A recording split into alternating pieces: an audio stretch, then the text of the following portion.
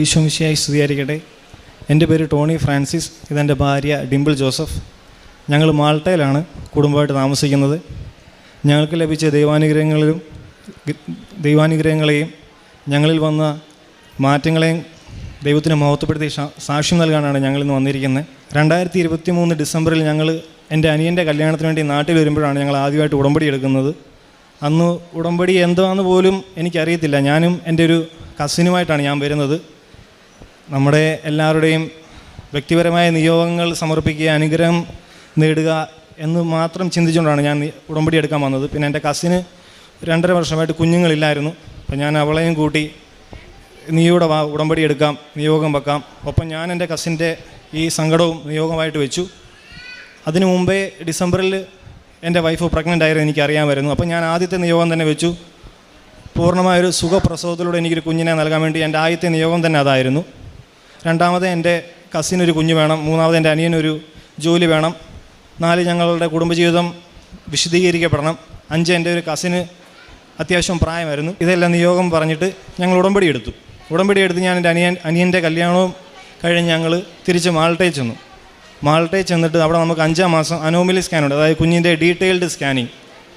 ആ ഡീറ്റെയിൽഡ് സ്കാനിങ്ങിൽ എൻ്റെ കുഞ്ഞിന് ലെഫ്റ്റ് കൺജൈനിറ്റൽ ഡയഫ്രമാറ്റിക് ഹെർണിയ ഉണ്ടെന്ന് ഞങ്ങൾ അതറിഞ്ഞപ്പോൾ തന്നെ ഞങ്ങൾ തകർന്നുപോയി. കാരണം ഞാനൊരു കുഞ്ഞിന് വേണ്ടി പൂർണ്ണമായിട്ടും പ്രാർത്ഥിച്ചൊരുങ്ങിയാണ് ആഗ്രഹിച്ചത്. പിന്നെ ഉടമ്പടിയിൽ നിയോഗം വെച്ചു. നമ്മൾ വിചാരിച്ചു ഉടമ്പടി എടുത്തതല്ലേ, നമുക്കൊരു ശക്തി കിട്ടും, ദൈവത്തിൻ്റെ ഒരു സംരക്ഷണം കൂടെ ഉണ്ടാകും എന്ന് കരുതി ഞാൻ നിന്നു. പക്ഷേ അതിനു മുമ്പ് ഞാൻ ഉടമ്പടിയിൽ പറഞ്ഞ ഒരു നിബന്ധനകളോ ഒരു നിയമങ്ങളോ ഒന്നും തന്നെ ഞാൻ പാലിക്കുന്നില്ലായിരുന്നു. കാര്യം ഞാനൊരു പേരിന് വന്നെടുത്തു, അനുഗ്രഹം കിട്ടി പോകാമെന്ന് കരുതിയാണ് ഞാൻ ഉടമ്പടി എടുത്തത് തന്നെ. പക്ഷേ ഈ ഡയഫ്രമാറ്റിക് ഹെർണിയ എൻ്റെ കുഞ്ഞിനുണ്ടെന്ന് അറിയുമ്പോൾ തന്നെ ഞങ്ങൾ തകർന്നുപോയി. കാരണം ഉടനെ തന്നെ ആ സ്കാൻ ചെയ്ത ഡോക്ടർ ഞങ്ങൾക്ക് പീഡിയാട്രിക് സർജന് റെഫർ ചെയ്ത് സർജൻ പറഞ്ഞ ആദ്യത്തെ വാക്ക്, കുഞ്ഞിനെ ലഭിക്കാൻ 20% ഉള്ളൂ. കാരണം എൻ്റെ കുഞ്ഞിന് ലെഫ്റ്റ് സൈഡ് ലങ്സ് ഇല്ല. കാരണം ആ ഡയഫ്രത്തിലെ ഹോളിലൂടെ കുഞ്ഞിൻ്റെ കുടലുകളും ലിവറും എല്ലാം കയറി മുകളിലിരിക്കുന്ന കാരണം കുഞ്ഞിൻ്റെ ലെഫ്റ്റ് സൈഡിലെ ലങ്സ് വളരില്ല, അതിനെ വളരാൻ സമ്മതിക്കത്തില്ല. ഒപ്പം തന്നെ ആ അവയവങ്ങൾ മുകളിലിരിക്കുന്ന പ്രഷർ കാരണം എൻ്റെ കുഞ്ഞിൻ്റെ ഹാർട്ടിൻ്റെ പൊസിഷൻ റൈറ്റ് സൈഡിലോട്ട് തള്ളി തുടങ്ങിയിട്ടുണ്ട്.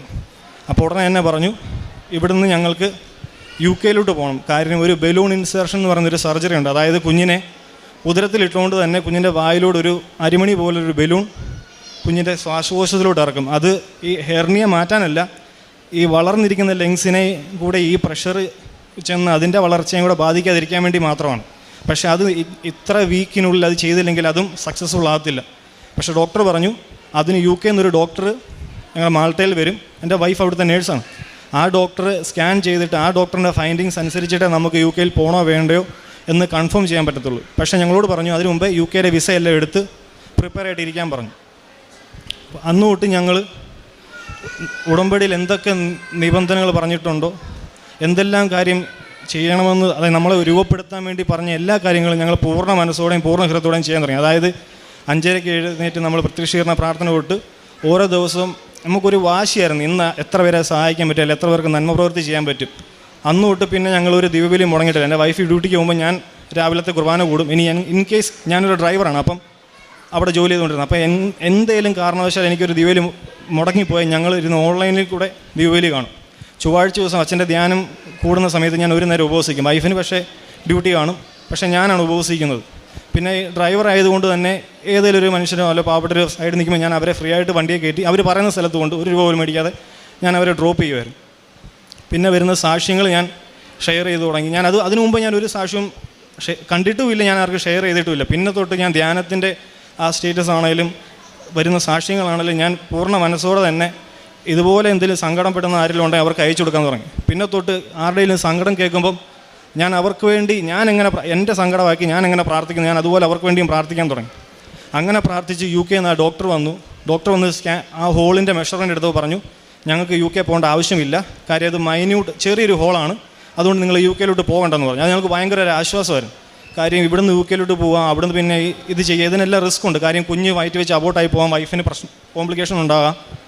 അങ്ങനെ വീണ്ടും ഓരോ മാസങ്ങൾ കടന്നു പോകുന്നു, ഞങ്ങൾക്ക് ഓരോ സ്കാനിങ് വരുന്നു. ഈ സ്കാനിങ് വരുമ്പോൾ എൻ്റെ ഉള്ളത് ആപ്പാടെ നമുക്ക് മാതാവിൻ്റെ ഉപ്പും തേനും ഈ കാശുരൂപം മാത്രമേ ഉള്ളൂ. എപ്പോഴൊക്കെ ഞാൻ സ്കാൻ ചെയ്യാൻ മുറിയിലോട്ട് കയറിയാലും അവിടെ എൻ്റെ വൈഫ് വിശ്വാസപ്രമാണം ചൊല്ലി ഞങ്ങൾ ആ സ്കാനിങ്ങിൻ്റെ ബെഡിൽ ഉപ്പിടും. കൂടാതെ എൻ്റെ അമ്മ ഈ സ്കാനിങ് റിപ്പോർട്ട് വെച്ചിട്ട് അതിൽ ഉപ്പിട്ട് പ്രാർത്ഥിക്കും ഞങ്ങളെപ്പോൾ സ്കാനിങ്ങിന് പോയാലും. അങ്ങനെ ഓരോ സ്കാനിങ്ങിലും ഹോളിന് മാറ്റമൊന്നുമില്ല, ഹോൾ സ്റ്റിൽ അവിടെ തന്നെ ഉണ്ട്, പക്ഷേ ഹോള് വലുതാകുന്നില്ല, അങ്ങനെ തന്നെ പോകുന്നു. വേറെ അബ്നോർമാലിറ്റീസ് ഒന്നുമില്ല, ഈ ഹോള് മാത്രമേ ഉള്ളൂ. പക്ഷേ അതിന് കോസ് ഇല്ലാത്ത കാരണം ഒന്നും പഴിക്കാൻ പറ്റത്തില്ല. അല്ലെ നമുക്ക് എന്നെ ആയാലും അല്ലെ വൈഫിനെ അങ്ങനെ പഴിച്ച് നമുക്ക് പോകാൻ, പക്ഷേ ഇതിനകത്ത് കോസുമില്ല, ആരുടെയും കുഴപ്പം കൊണ്ട് വരുന്നതല്ല. അങ്ങനെ ഡോക്ടർമാർ പറഞ്ഞു ഓഗസ്റ്റ് 16 നമുക്ക് ഡെലിവറി ചെയ്യാമെന്ന് പറഞ്ഞു. കാര്യം പ്ലാൻഡ് സിസേറിനാണ്. കാര്യം കുഞ്ഞിനെ വൺസ് വയറ്റിൽ നിന്ന് പുറത്തെടുത്ത ഉടനെ തന്നെ വിത്തിൻ മിനിറ്റ്സിനുള്ളിൽ അവർക്ക് ഇൻറ്റുബേറ്റ് ചെയ്യണം, അല്ലെങ്കിൽ കുഞ്ഞ് നഷ്ടപ്പെടും.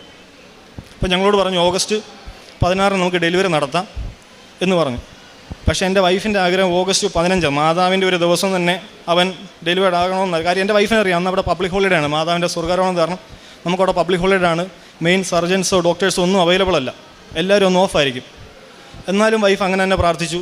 ഞാൻ പറഞ്ഞു അവളുടെ ആഗ്രഹമില്ല, നടക്കട്ടെ എന്ന് പറഞ്ഞ് അവളെ ഞാൻ 14 ഞങ്ങൾ അഡ്മിറ്റ് ആകുന്നു.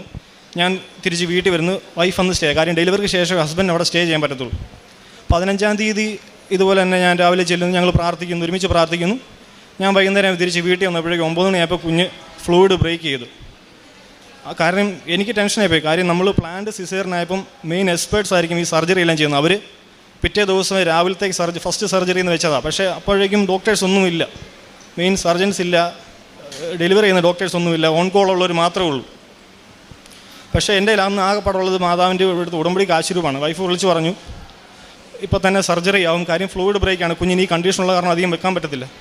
അങ്ങനെ 16 വെളുപ്പിനെ 2:25 ഇവനെ ഡെലിവറി ചെയ്ത് പുറത്തെടുത്ത സമയത്ത് എൻ്റെ വൈഫിന് വീറ്റി അടിച്ചു, അറ്റാക്കിൻ്റെ ചെറിയൊരു വേരിയേഷൻ കാണിച്ചു, ഹാർട്ട് ബീറ്റ്, അനസ്തേഷ്യ കൊടുത്ത സമയത്ത്. അപ്പോൾ അവരെന്നോട് ഡെലിവറിക്ക് മുമ്പേ പറഞ്ഞു കുഞ്ഞിനെ നിങ്ങൾക്ക് കാണാനേ പറ്റത്തില്ല, കാര്യം അവനെ ഉടനെ തന്നെ ഇൻറ്റുബേറ്റ് ചെയ്യണം. ഇതെല്ലാം നേഴ്സും ഡോക്ടറും ഞങ്ങളെ പറഞ്ഞ് മനസ്സിലാക്കി. കാര്യം വൈഫിനെ അറിയാം, കാര്യം വൈഫിനെ അതിനെക്കുറിച്ച് അറിവുണ്ട്. എനിക്കൊന്നും അറിയാത്തതുകൊണ്ട് എന്നോട് പറഞ്ഞു കുഞ്ഞിനെ ചോദിക്കരുത്, കാണിക്കാൻ പറ്റത്തില്ല, കുഞ്ഞിനെ കൊണ്ട് ഓടത്തേ ഉള്ളത്. അങ്ങനെ ഞാൻ ആ കാശുരൂപം പിടിച്ചുകൊണ്ട് എൻ്റെ വൈഫിൻ്റെ ഡെലിവറി സമയം കൂടെ നിന്നു. പിന്നെ ആ സിസ്റ്ററിന് ഞങ്ങളുടെ മനോവിഷമം കണ്ടിട്ടാണോ എന്നറിയത്തില്ല, സിസ്റ്റർ ജസ്റ്റ്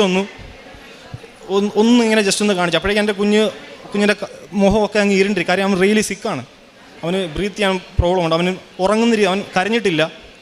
കുഞ്ഞിനെ കൊണ്ട് ഓടുന്ന മാത്രമേ ഞാൻ കണ്ടിട്ടുള്ളൂ. ആ നേഴ്സ് എൻ്റെ കുഞ്ഞിനെ കൊണ്ട് ഓടുന്ന മാത്രം കണ്ടു. എന്നെയും വൈഫിനെയും അവിടുന്ന് പുറത്താക്കി.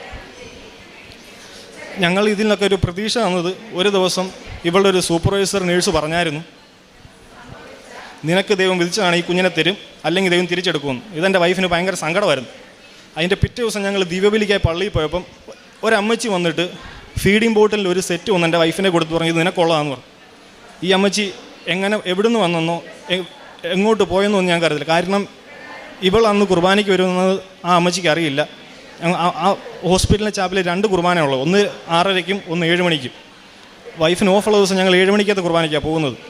ഈ അമ്മച്ചിക്ക് എങ്ങനെ അറിയാം എൻ്റെ വൈഫ് ഈ കുർബാനയ്ക്ക് വരും? ഒന്നും അറിയത്തില്ല. അന്ന് തൊട്ട് ഞാൻ വിശ്വസിക്കുന്നത് അതെൻ്റെ മാതാവാണ് വിശ്വസിക്കുന്നത്. കാര്യം ഞങ്ങൾ അതുപോലെ തകർന്നായിരുന്നു. എൻ്റെ കുഞ്ഞിനെ എവിടെയൊക്കെ ഞങ്ങൾക്ക് നഷ്ടപ്പെടുമെന്ന് ഡോക്ടേഴ്സ് പറയുന്നുണ്ടായിരുന്നു. കാര്യം അതുപോലെ അവൻ്റെ കണ്ടീഷൻ മോശമായിരുന്നു. അങ്ങനെ സർജറി ചെയ്ത് നേരെ അവനെ ഇൻറ്റുബേറ്റ് ചെയ്തു. അന്ന് കുഞ്ഞിനെ ഞങ്ങൾ കണ്ടിട്ടില്ല. ഇവളുടെ ഒരു നേഴ്സിംഗ് ഡയറക്ടറാണ് ഞങ്ങൾക്ക് ഫോട്ടോ എടുത്ത് അയച്ചു തരുന്നത്. കുഞ്ഞ് വെൻറ്റിലേറ്ററിൽ കിടക്കുന്ന ഫോട്ടോ എടുത്ത് അയച്ചു തരും. അതിൻ്റെ പിറ്റേ ദിവസം ഡോക്ടർ വന്ന് പറഞ്ഞു നമ്മൾ 17 അവൻ്റെ സർജറി ചെയ്യാൻ പോകണം, റിപ്പയർ ചെയ്യാൻ പോകണം. അന്ന് വരെ ഞങ്ങളോട് പറഞ്ഞത് അവൻ്റെ ഹോള് വളരെ മൈന്യൂട്ടാണ്, ആ ഡയഫ്രം തമ്മിൽ തുന്നി സ്റ്റിച്ച് ചെയ്താൽ മതി, വേറെ നമുക്ക് മെഷൊന്നും ഇടേണ്ട ആവശ്യമില്ല. സർജറി ചെയ്ത് ഡോക്ടർ ഞങ്ങളോട് പറയാണ് അവൻ്റെ ഹോള് മോർ ദാൻ 5 സെൻറ്റിമീറ്റർ, അതായത് എൻ്റെ കുഞ്ഞിൻ്റെ ചെസ്റ്റിൻ്റെ പകുതി കൂടുതൽ ഹോളായിരുന്നു. കാര്യം അങ്ങനെ ഹോളുള്ളൊരു കുഞ്ഞിനെ ഒരിക്കലും അവർ ഇങ്ങനെ വെക്കത്തില്ല. കാര്യം അതിന് മുമ്പ് അവർ ആ ബലൂൺ ഇൻസേർഷൻ നമ്മൾ പറഞ്ഞ UK ആ സർജറി അവർ ചെയ്തിരിക്കും ഉറപ്പായിട്ടും. പക്ഷേ ഇതൊക്കെ ഞങ്ങൾക്ക് ഭയങ്കര അത്ഭുതമാണ്. കാര്യം അവിടെ ഞാനും എൻ്റെ വൈഫും മാത്രമേ ഉള്ളൂ, എൻ്റെ കയ്യിൽ ആ കാശ് രൂപയേ ഉള്ളൂ. കാര്യം എൻ്റെ വീട്ടിലറിയാം ഞാനൊരു പേടിച്ചു തൂറി ഒരു പൊട്ടനാണ്, എനിക്ക് കെൽപ്പില്ല. എൻ്റെ വീട്ടിൽ വരെ കളിയായിക്കൊണ്ടിരിക്കുന്നതാണ്, ഞാനൊരു കെൽപ്പില്ലാത്തവനാണ്, കാര്യം എനിക്ക് മനക്കെട്ടിയില്ല. പക്ഷേ എൻ്റെ വീട്ടുകാരെ അത്ഭുതപ്പെടുത്തിയെന്ന് പറഞ്ഞാൽ എൻ്റെ അമ്മ പറയുന്ന മാതാവ് എൻ്റെ കൂടെ ഉണ്ട്. കാര്യം ഞാൻ ഇന്നേ വരെ ആ അനോമലി സ്കാനിങ്ങിൽ റിപ്പോർട്ട് കണ്ട് കരഞ്ഞതല്ലാതെ അതിനുശേഷം ഇത്രയൊക്കെ സംഭവിച്ചിട്ട് ഞാൻ കരഞ്ഞിട്ടില്ല. കാര്യം എനിക്ക് അതുപോലെ ശക്തിയായിരുന്നു. അതായിരുന്നു എൻ്റെ വൈഫിൻ്റെ ബലം. കാര്യം ഞാൻ തകർന്നു പോയി കഴിഞ്ഞാൽ എൻ്റെ വൈഫ് തകർന്നു പോകും. കാര്യം സിസേറിയൻ ചെയ്തതിൻ്റെ കുഴപ്പങ്ങൾ, കുഞ്ഞിങ്ങനെ വെൻറ്റിലേറ്ററിൽ കിടക്കുന്ന കുഴപ്പങ്ങൾ, ഇവിടെ എല്ലാം എന്നെ കാത്തു പരിപാലിച്ച എൻ്റെ മാതാവാണ്. പിന്നെ കുഞ്ഞിനെ വൈഫ് ഡിസ്ചാർജ് ചെയ്തു. പക്ഷേ കുഞ്ഞ് സ്റ്റിൽ വെൻറ്റിലേറ്ററാണ്. അപ്പോൾ എനിക്ക് കുഞ്ഞിനെ പോയി കാണാൻ പറ്റും. വൈഫിന് ബെഡ് റെസ്റ്റ് പറഞ്ഞ കാരണം വൈഫ് വീട്ടിൽ തന്നെ സ്റ്റേ ചെയ്തു. ഞാൻ കുഞ്ഞിനെ രാവിലെ കാണാൻ പോകുമ്പം തൈലവും ഉപ്പും തേനുമായിട്ട് പോവും. അവിടെ അതിനൊന്നും കുഴപ്പമില്ല. എൻ്റെ വെൻറ്റിലേറ്ററിൽ കിടന്ന കുഞ്ഞിന് ഞാൻ ഒരു നുള്ളു തേൻ അവൻ്റെ പാസിഫയറിനകത്ത് മുട്ടിച്ചു കൊടുക്കും. പോകുമ്പം ആദ്യം ചെല്ലുമ്പോൾ തന്നെ തൈലം അവൻ്റെ നെറ്റി തൊട്ട് ഉള്ളംകാരി വരെ കുരിശ് വരയ്ക്കും, ഉപ്പ് വിതറും, വിശ്വാസപ്രമാണം ചൊല്ലും. ഞാൻ അവൻ്റെ മുമ്പിൽ ഇരുന്ന് ജപമാല കഴിയാവുന്നത്ര ഞാൻ ജപമാല ചൊല്ലിയിട്ടാണ് ഞാൻ തിരിച്ചു വരുന്നത്. അങ്ങനെ ഞങ്ങളുടെ ഈ സങ്കടം കണ്ട് ഈ പറഞ്ഞ നേഴ്സിംഗ് ഡയറക്ടർ ഞങ്ങളോട് പറഞ്ഞു, ഞാൻ അവന് വേണ്ടി പ്രാർത്ഥിക്കാൻ ലൂർദിലോട്ട് പോകാമെന്ന് പറഞ്ഞു. ലൂർദ് മാതാവിൻ്റെ അടുക്ക പോകാമെന്ന് പറഞ്ഞു. അപ്പോൾ ഇവിടെ ഞങ്ങളുടെ രണ്ടുപേരുടെ ഫാമിലി അന്ന് തൊട്ടേ ഉപവസിക്കുകയും പ്രാർത്ഥിക്കുകയും കൃപാസന അമ്മയൊക്കെ ഇവിടെ കൃപാസനത്തിൽ ഉടമ്പടി എടുക്കുന്ന ആളാണ്. അപ്പോൾ അങ്ങനെ അമ്മയുടെ രീതിയിലുള്ള ധ്യാനങ്ങളും കാരുണ്യപ്രവൃത്തിയായിട്ട് പോകുന്നു. കുടുംബം മൊത്തം ഒരു പ്രാർത്ഥന രീതിയിലൂടെ പോവാം. എൻ്റെ ജീവിതത്തിൽ എൻ്റെ അപ്പൻ ഇന്നേ വരെ നോമ്പ് നോക്കാത്ത 50 നോമ്പ്. 2023 എൻ്റെ അപ്പൻ ആദ്യമായിട്ടാണ് അവർ 50 നോമ്പ് നോക്കുന്നത് കുഞ്ഞിന് വേണ്ടിയിട്ട്. കാര്യം അത്രയും മാറ്റമാണ് ഞങ്ങളുടെ വീട്ടിൽ വന്നത്. അങ്ങനെ ആ മാഡം ലൂർദ് മാതാവിൻ്റെ അവിടെ മാതാവിൻ്റെ ആ പ്രത്യക്ഷപ്പെട്ട അവിടെ വന്ന് ഇവന് വേണ്ടി കുർബാനയും പ്രാർത്ഥനയും ചൊല്ലി കഴിഞ്ഞതിൻ്റെ അടുത്ത നിമിഷം എൻ്റെ കുഞ്ഞ് എക്സ്റ്റുവേറ്റ് ചെയ്തു, വെന്റിലേറ്ററിൽ നിന്ന് മാറ്റി. അത് ഭയങ്കര അത്ഭുതം. കാര്യം ആ മാഡം വിളിച്ച് പറഞ്ഞു, ഞാൻ അവന് വേണ്ടിയിട്ട് ഇപ്പം ലൂർദിൽ മാതാവിന് മുമ്പിൽ നിന്ന് കുർബാന ചൊല്ലി കഴിഞ്ഞതേ ഉള്ളൂ. അതുപോലെ തന്നെ എൻ്റെ അമ്മ ആരാധന കൂടിക്കൊണ്ടിരിക്കുമായിരുന്നു. ആ ആരാധന എല്ലാം ഒരേ ടൈമിങ്ങിലാണ് സംഭവിക്കുന്നത്. ആരാധന കഴിഞ്ഞപ്പോഴാണ് എൻ്റെ കുഞ്ഞിനെ എക്സ്റ്റുവേറ്റ് ചെയ്തത്. അവിടുന്ന് പിന്നെ മൊത്തം ഒരു 1.5 മാസം എൻ്റെ കുഞ്ഞ് ഹോസ്പിറ്റലിൽ കിടന്നു ഡിസ്ചാർജായി. ആ ഹോസ്പിറ്റലിൽ ഒരു മനുഷ്യനും വിശ്വസിക്കത്തില്ല ഇവൻ എങ്ങനെ സർവൈവ് ചെയ്തത്. കാര്യം ഇവൻ്റെ കണ്ടീഷൻ അതുപോലെ ബാഡായിരുന്നു. അവനെ ഓപ്പറേറ്റ് ചെയ്ത സർജൻ പറഞ്ഞത്, ആദ്യം ഞങ്ങളോട് പറഞ്ഞു, ഞങ്ങൾക്ക് ദൈവത്തിൽ വിശ്വാസമാണ്. പുള്ളി പറഞ്ഞു, വിശ്വാസത്തിൻ്റെ കാര്യമൊന്നുമല്ല പറഞ്ഞു, ഞാൻ സർജറിയുടെ കാര്യം, ഇവനെ ലഭിക്കാൻ എത്ര % ഉള്ളൂ, 20% ഉള്ളൂ വയറ്റി വെച്ച്. അവനെ സർജറി കഴിഞ്ഞാൽ ഒരു 50 to 60 വരും. അതിൻ്റെ ഇടയ്ക്ക് ഈ ബലൂൺ ഇൻസർഷൻ ചെയ്ത് കഴിഞ്ഞാൽ നമുക്ക് ഇച്ചിരി ചാൻസ് കൂടും. പക്ഷേ 100% അപ്പോഴും ഈവൻ 80% പോലും ഡോക്ടർ പറയുന്നില്ലായിരുന്നു ഇവനെ നമുക്ക് തിരിച്ച് കിട്ടുമെന്ന്. പക്ഷേ നമുക്ക് ഓരോ ഫോളോ അപ്പിലും ആ ഡോക്ടർ പിന്നെ അവിടെ ഹോസ്പിറ്റലിൽ മൊത്തം പറയുന്നത് ഇവൻ ഒരു മിറക്കിൾ ബേബിയാണ്. കാര്യം ആ ഡോക്ടറാണ് അവനെ സർജറി ചെയ്തത്. അവൻ എത്രത്തോളം കോംപ്ലിക്കേഷൻ എത്രത്തോളം ബാഡായിരുന്നു ആ ഡോക്ടറിനെ അറിയത്തുള്ളൂ. അതിനുശേഷം ചെയ്യാവുന്ന ടെസ്റ്റുകളെല്ലാം ചെയ്യും. കാര്യം അതിന് ഫോളോ അപ്പ് ഉണ്ട്. ജനറ്റിക്സ് ആണെങ്കിലും സ്പൈൻ്റെ കിഡ്നിയുടെ എല്ലാം ടെസ്റ്റ് എടുത്തു, വേറെ ഒരു കുഴപ്പമില്ല. ഇന്ന് എൻ്റെ കുഞ്ഞ് പൂർണ്ണ ആരോഗ്യവാനായി ചിരിച്ച് കളിച്ച് ഓടി നടക്കുന്നു. ഫുള്ള് പറയുന്നത് ഇവനൊരു മിറക്കിൾസ് ബേബിയാണ്. കാര്യം ഞങ്ങളവിടെ പ്രകീർത്തിക്കായിരുന്നു, ഇങ്ങനൊരു ഞങ്ങളുടെ നാട്ടിൽ ഇങ്ങനൊരു മരിയൻ കേന്ദ്രമുണ്ട്, കൃപാസനം എന്നാണ്. കഴിയുന്ന അത്ര ആൾക്കാർ ഞങ്ങളിത് ഷെയർ ചെയ്ത് കൊടുക്കും. അപ്പോൾ അവർക്ക് ഇംഗ്ലീഷ് പത്രങ്ങൾ ഞങ്ങൾ അയച്ചു കൊടുക്കും, അവർ വായിക്കും. അങ്ങനെ കുറേ പേര് ഇത് വിശ്വസിച്ച് മാതാവിനോട് വന്നിട്ട് പ്രാർത്ഥിക്കാൻ തുടങ്ങി. ഇതാണ് എനിക്ക് എൻ്റെ കുഞ്ഞിന് ലഭിച്ച ആദ്യത്തെ അനുഗ്രഹം. ഇനി രണ്ടാമത്തെ എൻ്റെ ഒരു നിയോഗം വരുന്നത് എൻ്റെ അനിയന് നല്ലൊരു ജോലി വേണമെന്നുള്ളത്. അവൻ പഠിക്കാവുന്ന ഒട്ടുമിക്ക എല്ലാ കോഴ്സുകളും പഠിച്ചാണ്. പക്ഷേ അവൻ ദുബായി പോയാലും കഷ്ടപ്പെട്ടായിരുന്നു. അപ്പം നമുക്കറിയാമല്ലോ, ഒരു ജോലി പ്രത്യേകിച്ച് ഒരു ഓസ്ട്രേലിയ അല്ലെങ്കിൽ ഒരു യൂറോപ്യൻ കൺട്രി ജോലി ലഭിക്കുന്നത് ഭയങ്കര പാടാണ്. കാര്യം ഞാനും കുറേ പരിശ്രമിച്ചു എൻ്റെ അവനൊരു ജോലി ലഭിക്കാനായിട്ട്.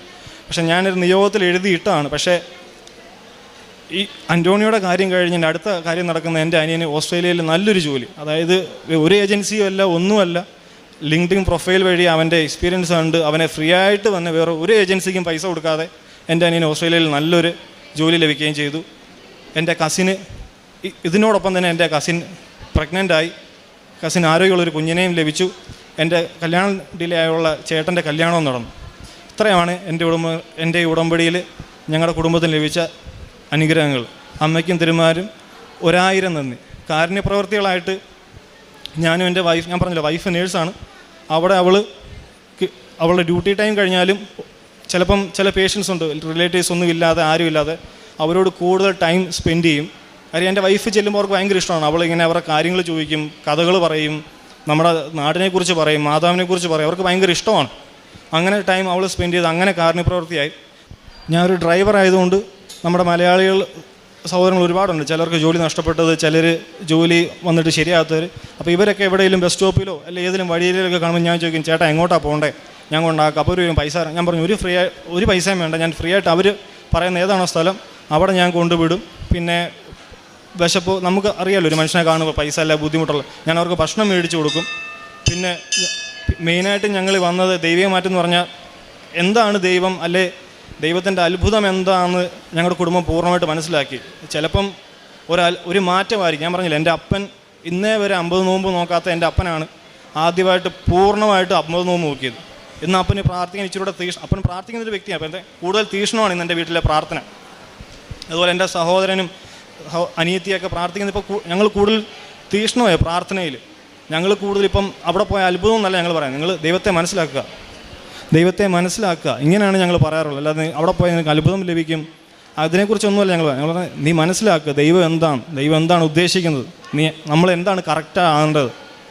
ഇതൊക്കെയാണ് ഞങ്ങളിൽ വന്ന പൂർണ്ണ മാറ്റം. ഇത്രയും അനുഗ്രഹം ഞങ്ങൾക്ക് നൽകിയ ദൈവത്തിനും അമ്മയുടെ മാധ്യസ്ഥനും 1000 നന്ദി പറയുന്നു. 2 സാമുവേലിൻ്റെ പുസ്തകം 7-ാം അധ്യായം 29 മുതലുള്ള തിരുവചനങ്ങളിൽ, അടിയൻ്റെ കുടുംബം അങ്ങയുടെ മുൻപിൽ നിന്ന് ഒരിക്കലും മാറിപ്പോകാതിരിക്കേണ്ടതിന് അതിനെ അനുഗ്രഹിക്കാൻ തിരുവുള്ളമാകണമേ. ദൈവമായ കർത്താവെ, അങ്ങ് വാഗ്ദാനം ചെയ്തിരിക്കുന്നു, അവിടുത്തെ അനുഗ്രഹത്താൽ അടിയൻ്റെ കുടുംബം എന്നേക്കും അനുഗ്രഹീതമാകും. തങ്ങളുടെ കുഞ്ഞിൻ്റെ അനുഭവമാണ് കുഞ്ഞിനെ ലഭിച്ചത്. ടോണി ഫ്രാൻസിസും ജീവിത പങ്കാളിയും ഇവിടെ വന്ന് പങ്കുവയ്ക്കുക. ഇവിടെ വന്നൊരു ഉടമ്പടി എടുത്തേക്കാമെന്ന് കരുതി ഒരു ഉടമ്പടി എടുക്കുന്നു. പേരിനൊരു ഉടമ്പടി എടുത്തു. പിന്നീട് തങ്ങളുടെ സാധാരണ ജീവിതവുമായിട്ട് മുമ്പോട്ട് പോകുന്ന ഉടമ്പടിയിലൊന്നും ചെയ്യുന്നില്ല. എന്നാൽ അനോമലി സ്കാനിങ്ങിൽ തൻ്റെ വൈഫിൻ്റെ, അതായത് കുഞ്ഞിൻ്റെ കണ്ടീഷൻ അത് വളരെ ക്രിട്ടിക്കലാണ്. ഓരോന്നോരോന്നാണ് ഡോക്ടേഴ്സ് പറയുക. ഡയഫ്രത്തിൽ ഹോളുണ്ട്, അതുപോലെ തന്നെ ലങ്സിന് വളർച്ചയില്ല, ഹാർട്ടിൻ്റെ പൊസിഷൻ വലതുവശത്തേക്ക് മാറിയിരിക്കുന്നു, UK വരെ കുഞ്ഞിനെ കൊണ്ടുപോകണം, എന്നിട്ട് ഒരു ബലൂൺ ഇൻസേർട്ട് ചെയ്യണം. ഇങ്ങനെയൊക്കെ ഓരോന്ന് പറയുമ്പോഴും ഡോക്ടേഴ്സ് പൂർണ്ണമായിട്ട് നിനക്ക് കുഞ്ഞിനെ കയ്യിൽ തരാമെന്ന് പറഞ്ഞില്ല. 20%, ഇതൊക്കെ ചെയ്താലും 20%, 50% ഇങ്ങനെ പോവുകയാണ്. എന്നാൽ അടിയൻ്റെ കുടുംബം അങ്ങയുടെ മുൻപിൽ നിന്നൊരിക്കലും മാറിപ്പോകാതിരിക്കേണ്ടതിന് അതിനെ അനുഗ്രഹിക്കാൻ തിരുവുള്ളമാകണമേ. ദാവീദ് രാജാവിൻ്റെ പ്രാർത്ഥനയാണ്, നന്ദി പ്രകാശനമാണ് ദാവീദ് രാജാവിൻ്റെ. അതാണ് നാം തിരുവചനങ്ങളിലൂടെ ശ്രവിച്ചത്. ദൈവത്തിൻ്റെ തിരുമുൻപിൽ പാപം ചെയ്ത ദാവീദ് രാജാവ്, അങ്ങയുടെ പരിശുദ്ധാത്മാവിനെ എന്നിൽ നിന്ന് എടുത്തു കളയരുതേ, അങ്ങയുടെ സഹായത്തിന് വീണ്ടും വീണ്ടും എന്നെ അർഹനാക്കണമേ എന്ന് സങ്കീർത്തനത്തിൽ 51-ാം സങ്കീർത്തനത്തിൽ ദാവീദ് പ്രാർത്ഥിക്കുന്നുണ്ട്. ആ പ്രാർത്ഥന പിന്നീട് എങ്ങനെയാണ് തൻ്റെ നന്ദി പ്രകാശനവുമൊക്കെ ആയിട്ട് ദാവീദ് കണ്ടിന്യൂ ചെയ്യുകയും, പിന്നീട് ഏറ്റവും എൻ്റെ ദാസനായ ദാവീദിൽ എൻ്റെ ഹൃദയത്തിനിണങ്ങിയ മനുഷ്യനെ ഞാൻ കണ്ടു എന്നാണ് കർത്താവ് പിന്നീട് ദാവീദിനെക്കുറിച്ച് പറയുക. ഇന്ന് ടോണി ഫ്രാൻസിസ് ഇവിടെ നിൽക്കുമ്പോൾ തനിക്കൊരു കെൽപ്പില്ലാത്തവനാണ്, തന്നെക്കുറിച്ച് അറിയാവുന്നവരൊക്കെ പറയുമ്പോഴും തനിക്ക് ശക്തി കിട്ടി. എൻ്റെ കൂടെ ആരും ഉണ്ടായിരുന്നില്ല. ഉടമ്പടി നേർച്ച വസ്തുക്കൾ, അമ്മ, ഉടമ്പടി കാശുരൂപം, പരിശുദ്ധ അമ്മ മാത്രമാണ് തൻ്റെ കൂടെ ഉണ്ടായിരുന്നത്. വൈഫിനും ഹസ്ബൻഡിനും വേറെ പേരൻസോ അങ്ങനെയൊന്നും അവരുടെ അടുത്ത് ആ സമയത്തില്ല. തൻ്റെ കുഞ്ഞിൻ്റെ ഓരോ അവസ്ഥയും പിന്നീട് ഇവിടെ വിവരിച്ച് തന്നെ ഈ മകൻ പറയുന്നുണ്ട്. അങ്ങനെ ഇന്ന് കുടുംബം എത്രമാത്രം ഹൃദ്യതയോടെ ദൈവത്തെ തേടുന്നവരായി. ഞങ്ങൾക്കൊരു മാറ്റം ആവശ്യമായിരുന്നു, അത് ഇങ്ങനെയാണ് ഞങ്ങൾക്ക് നൽകിയത്. ഇന്ന് പിന്നീട് അങ്ങോട്ട് തൻ്റെ പേരിനെടുത്ത ഉടമ്പടി പിന്നീടത് ഹൃദയത്തിലെടുത്ത ഉടമ്പടിയായിട്ട് ഈ മകൻ പിന്നീട് നിവർത്തിക്കുകയാണ്. അങ്ങനെ തൻ്റെ ഉടമ്പടി ജീവിതം ഏറ്റവും അതിനൊരു വാശിയായിരുന്നു എന്നാണ് പറയുക. ഉടമ്പടി ജീവിതം നയിക്കാൻ ഇത്രയൊന്നും പോരാ, ഇനിയും ചെയ്യണം. അങ്ങനെ ദൈവത്തെ വിളിച്ച് കൂടെ നിർത്തി തങ്ങളുടെ കാര്യം നേടിയെടുക്കുന്ന ദമ്പതികളായിട്ട് ഇവർ മാറുകയാണ്. ഇന്ന് കർത്താവിന് വേണ്ടി ജീവിക്കുന്നു. എക്സ്ട്രാ ടൈമൊക്കെ തങ്ങളെങ്ങനെയാണ് ഓരോ കാര്യങ്ങൾ ചെയ്യാനായിട്ട് എടുക്കുന്നത്. തൻ്റെ പ്രൊഫഷൻ തൻ്റെ ഡ്രൈവർ ആയിട്ട് ചെയ്യുമ്പോഴും അതിലൊക്കെ ഓരോന്നിലും വിശ്വസ്തത കാണിക്കുവാനായിട്ട് ഇന്ന് ഈ ദമ്പതികൾ പഠിച്ചു, അവരത് ചെയ്യുന്നു. അതിനുള്ള കൃപ തങ്ങളുടെ കുഞ്ഞിനെ നൽകിക്കൊണ്ട്, ആരോഗ്യമുള്ള കുഞ്ഞിനെ നൽകിക്കൊണ്ട് ദൈവം ഇവരുടെ കൂടെ നടക്കുകയാണ്. ഇന്ന് ഇവിടെ വന്ന് കർത്താവിനെ മഹത്വപ്പെടുത്തുമ്പോൾ താൻ മൂലം ഒത്തിരിയേറെ പേരെ ഈ അനുഭവത്തിലേക്ക്, അതായത് നിങ്ങളിവിടെ വന്നാൽ അത്ഭുതമൊന്നും കിട്ടില്ല, നിങ്ങൾക്ക് അവിടെ ചെന്നാൽ ദൈവത്തെ മനസ്സിലാക്കാൻ സാധിക്കും. അതാണ് ഞങ്ങൾ പറയുക. കൃപാസനത്തിൽ അത്ഭുതങ്ങളും അടയാളങ്ങളും ഒന്നുമല്ല നടക്കുന്നത്. ഈ പറയുന്ന ഓരോ കാര്യങ്ങളും ദൈവാനുഭവങ്ങൾ തന്നെയാണ്. അതുകൊണ്ട് തന്നെയാണ് ഇതൊരു അനുഭവ പ്രസംഗം എന്ന് പറയുക. ഓരോ വ്യക്തികളും ഇവിടെ വന്ന് അവരുടെ അനുഭവം ദൈവമഹത്വത്തിനായിട്ട് പ്രസംഗിക്കുകയാണ്, സാക്ഷ്യപ്പെടുത്തുകയാണ്. അങ്ങനെ തങ്ങൾക്ക് നേർച്ച വസ്തുക്കളിലൂടെയൊക്കെ തങ്ങളുടെ കുഞ്ഞിനെ ഏറ്റവും ആരോഗ്യവാനായിട്ട് തിരിച്ചു തന്ന പരിശുദ്ധ അമ്മയുടെ മധ്യസ്ഥതയിൽ തങ്ങൾക്ക് നൽകിയ ദൈവത്തെ മഹത്വപ്പെടുത്തുന്ന ഈ കുടുംബത്തോടൊപ്പം നമുക്കും കരങ്ങളടിച്ച് ഈശോയ്ക്കും അമ്മയ്ക്കും നന്ദി പറയാം.